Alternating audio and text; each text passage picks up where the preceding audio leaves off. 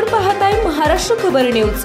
या बातमीचे प्रायोजक आहेत Shri Ganesh jewellers and Saraf production Pune.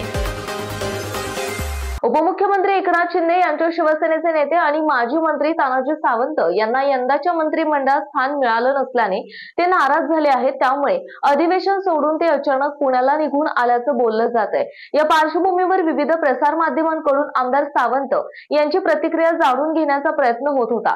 त्यामुळे तानाजी सावंत यांच्या कार्यालयाने एक निवेदन जारी करत तुर्तास सावंत यांना संपर्क करण्याचा प्रयत्न करू नये असं आवाहनही केलं आहे। तानाजी सावंत यांच्या कार्यालयाने जारी केलेल्या निवेदनात प्रसार माध्यमांना उद्देशून म्हटलं आहे की तानाजी सावंत हे नाराज असल्याच्या बातम्या आपल्या माध्यमातून वाचायला आणि पाहायला मिळत आहेत।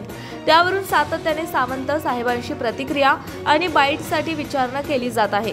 आम्ही आपल्याला कळवू इच्छितो की सावंत साहेबांना ज्या दिवशी या सगळ्याबाबत बोलायचं आहे त्या दिवशी आपल्या सगळ्यांशी निश्चितपणे संपर्क साधला जाईल। तोपर्यंत कृपया कोणीही बाईटसाठी पाठपुरावा करू नये ही विनंती। आज संध्याकाळीही सावंत साहेब बाईटसाठी उपलब्ध नसतील याची कृपया नोंद घ्यावी अशी माहिती यांच्या कार्यालयाकडून देण्यात आली आहे।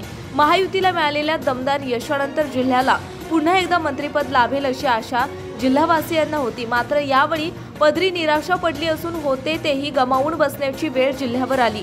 धाराशिव जिल्ह्यातून महायुतीच्या वाटेला 2 आमदार आले आहेत। यातील एक जागा काठावर निघाली तर दुसरी विक्रमी मतांनी असले तरी मावळत्या मंत्रिमंडळात कॅबिनेट मंत्री राहिलेले तानाजी सावंत हे पुन्हा मंत्रिपदी विराजमान होतील अशी आशा समर्थकांना होती। शिवाय जिल्ह्यात सलग दुसऱ्यांदा कमळ फुललेले आमदार राणा जगजितसिंह पाटील यांना भाजप पक्ष विस्ताराच्या अनुषंगाने संधी देईल अशीही अपेक्षा होती। मात्र या दोन्ही अशा फोल ठरल्या। त्यामुळे पुन्हा एकदा बाहेरचा पालकमंत्री जिल्ह्याला स्वीकारावा लागणार आहे। आपण पाहताय महाराष्ट्र खबर न्यूज।